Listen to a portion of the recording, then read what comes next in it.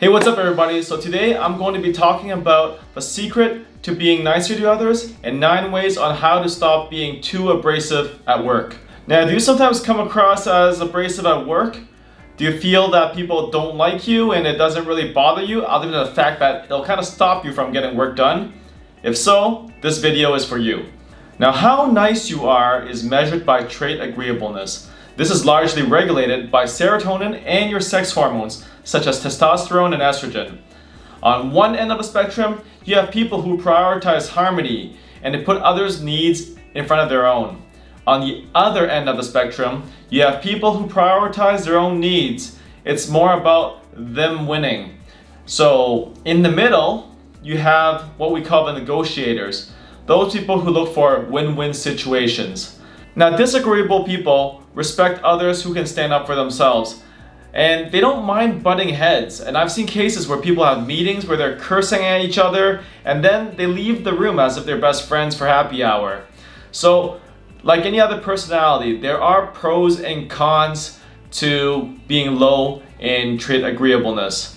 Now, one of the good things about being low in trait agreeableness is that people low in trait agreeableness tend to be better leaders and salespeople, because they're able to keep to their own agenda. They don't get pushed off track by the needs of other people. They win more because they're willing to ask for more. So at the negotiation table, if someone says, I don't like this price, give me something lower, then a disagreeable person will have more energy to say, no, this is the price, take it or leave it. And whether people like them or not doesn't really bother them as much. Now, on the con side of someone who is low in trait agreeableness is that at the same time, while they're able to get what they want, their abrasiveness can get in their own way. And when I say that, there are situations where you do need to play nice and have teamwork. Disagreeable people are also more likely to be fired, according to a 2018 study. So like all personality traits, there are pros and cons to being strong on one end of the trait continuum. So today I'm going to offer you 9 ways on how to stop being too abrasive, because sometimes you do need to flip that switch to play a little nicer.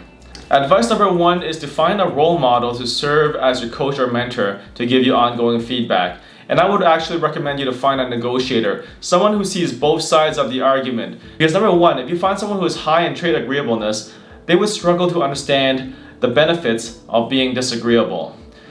In addition, finding someone who is too high on trait agreeableness, if you are getting coached by them, you'll probably run them over with your abrasiveness. So the reality is you probably need someone who is more in the middle to help you increase your agreeableness. The second thing I would say is practice listening without interrupting until the speaker has clearly finished, because people who are lower in trait agreeableness would tend to rush into engaging someone who has a different opinion from them. So holding back on engagement is a good idea. The third thing I would recommend is to identify the more abrasive words that you tend to use and practice substituting them with less abrasive words. So one thing I would recommend is to write down the words on a sticky note and stick it somewhere in sight to serve as a constant reminder. Maybe these words you should erase from your vocabulary, or at least tone it down a bit, or at least be able to access it when you need to, but only when you need to. The fourth recommendation I have is to resist shooting the messenger, because a lot of times the messenger is at no fault. Because the messenger is just conveying a message, and disagreeable people thrive on engagement. So sometimes maybe it's not the right person to engage, the messenger, that is. The right person to engage is the person behind the messenger, so you probably need to rein in your horses a little bit and find the right time to speak. So really, the fifth advice is to pull back and redirect your energy by putting it in writing. So a lot of times, people who are lower in trait agreeableness would engage headfirst at the first opportunity.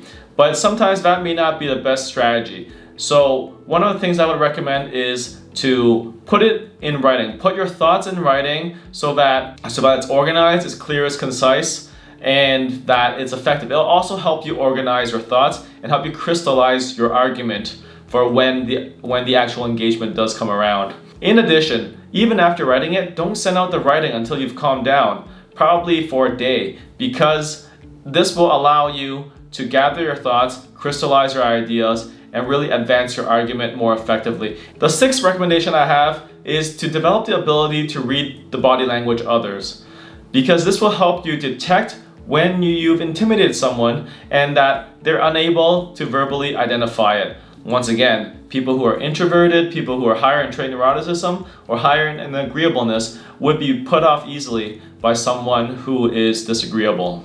The seventh recommendation I have is to read books on negotiation skills, such as the classic in Roger Fisher's Getting to Yes. And the last two recommendations I have pertain specifically to leaders, which is the eighth recommendation in this video, is if you want buy-in from your team, practice asking others, what are the 3 things you don't like about this plan? Resist stating anything, right? Because once you state something, especially if you're a leader, what you'll have is you'll have a consensus cascade, which pretty much everyone in the room would be silent because they know that you've made a certain decision already and that they're just waiting for this decision to fall into place. If they say anything that's not according to your will, and given your past history of being disagreeable, it is actually quite threatening to them. So holding back your opinion and waiting for others to give in theirs would be a way to enhance your leadership and also enhance buy-in from all the stakeholders. And the last recommendation I have is to occasionally eliminate yourself from the decision-making process and abide by the group's decision. Oftentimes, people who are disagreeable have no trouble in advancing their own agenda. But sometimes you need to focus on the group agenda, and removing yourself from the decision-making process is a very effective way in doing it.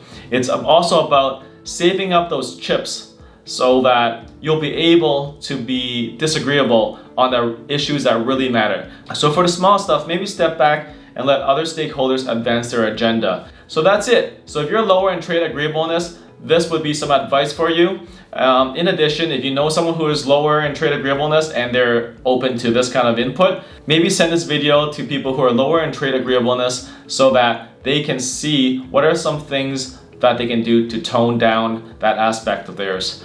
So if you like this video, don't forget to like and leave a comment below and let me know what else you want to hear about in terms of the Big 5 personality traits.